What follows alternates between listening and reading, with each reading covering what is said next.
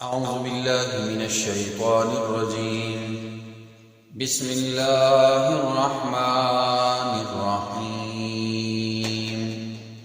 طه ما أنزلنا عليك القرآن لتشقى. محترم ناظرین کرام، قرآن کریم کی سمجھنے کے لیے ہم کچھ اصول اور مبادی پڑھ رہے تھے. آج اصول اور مبادی کے حوالے سے یہ آخری درس ہے کہ اگر کوئی شخص قرآن کریم میں غور و فکر کرتا ہے، تدبر کرتا ہے، جو قرآن کریم کا مقصد ہے، جو بار بار اللہ رب العالمین نے قرآن کریم میں بیان کیا کہ اس قرآن کو ہم نے نصیحت کے لیے آسان کیا ہے، اور سورہ صاد میں کہا کتاب انزلناہ الیک مبارک، برکتوں والی کتاب ہم نے آپ کی طرف اتاری ہے. مقصد یہ ہے لیدبروا آیاتی، تاکہ اللہ کی آیتوں میں غور و فکر کیا جائے. تو سب سے پہلے کسی آیت کے اندر جب ہم غور و فکر کرتے ہیں تو سب سے پہلے دیکھیں گے کہ اس آیت کے اندر اللہ رب العالمین قرآن کریم کا کوئی نام یا قرآن کریم کی کوئی تعریف تو ذکر نہیں کر رہا. اگر قرآن کریم کی تعریف ہو تو وہ آیت انسان کو سمجھ آ گئی کہ اس آیت میں اللہ رب العالمین اپنے کتاب کی معرفت کرواتا ہے. دوسرے نمبر پر اگر قرآن کریم کی تعریف نہ ہو تو پھر قرآن کریم کے مقصد کو دیکھیں گے کہ اس آیت میں اللہ رب العالمین قرآن کریم کا کوئی مقصد تو ذکر نہیں کر رہا.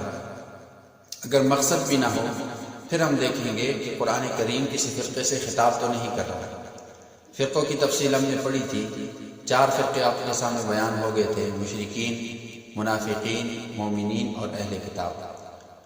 مشرکین کی تفصیل آپ کے سامنے ذکر ہوئی کہ جب آپ کسی آیت کے اندر غور و فکر کرتے ہیں تو اس آیت میں جب دیکھیں گے کہ کسی شرک کی نفی تو نہیں ہوئی.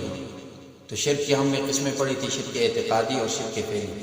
شرک اعتقادی کی 4 قسمیں: شرک فی العلم، شرک فی التصرف، شرک فی الدعاء اور شرک فی العباد.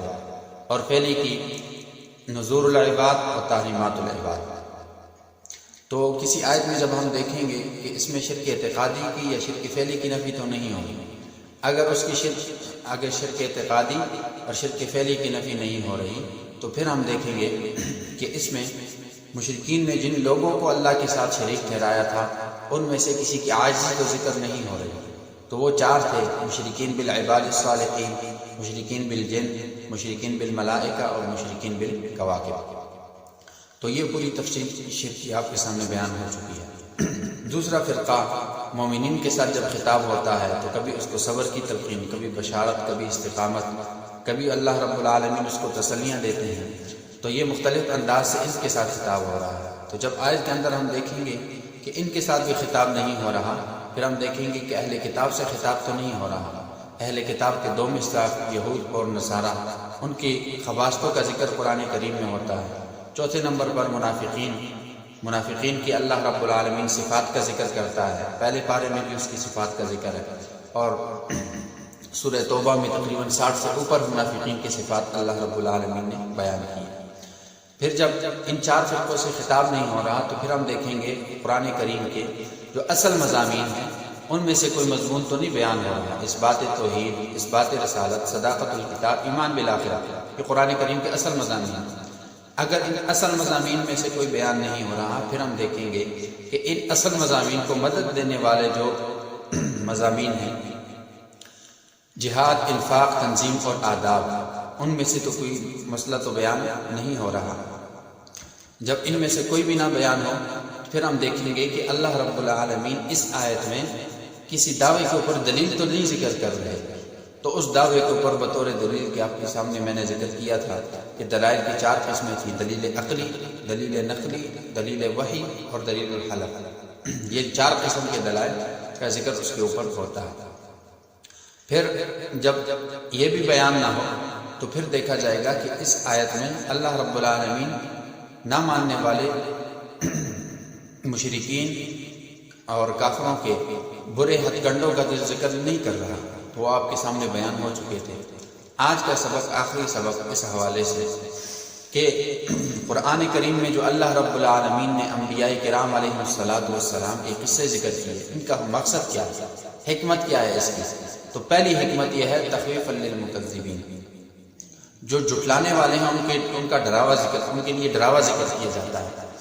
اور اللہ رب العالمین پچھلے انبیاء کی قوموں کے واقعات ان کے سامنے رکھتا ہے، یہ دیکھو انہوں نے بھی اللہ رب العالمین کی توحید کی بات نہیں مانی، اللہ رب العالمین کی بات نہیں مانی، تو ان کو یہ دیکھیں اوپر ایسا عذاب ہے، اگر تم بھی نہیں مانو گے تو تم پر بھی اللہ کا عذاب ہے۔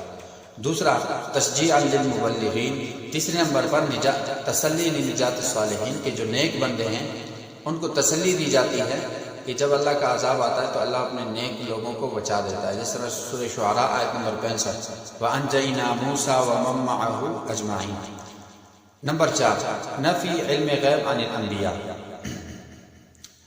مقصد یہ ہوتا ہے واقعہ بیان کر کے کہ انبیاء کرام علیہ السلام عالم الغیب نہیں ہے، جس طرح سورہ یوسف میں حضرت یوسف علیہ السلام کا واقعہ ذکر ہوا، اس واقعے میں سب سے بڑی بات 2 قسم کی شرک کی نفی ہوئی، ایک یہ کہ انبیاء کرام علیہ السلام عالم الغیب نہیں ہیں، اور دوسرے نمبر پر کہ انبیاء کرام علیہ السلام نفع نقصان کے مالک نہیں ہیں، نفع نقصان کا مالک صرف اللہ کی ذات ہے۔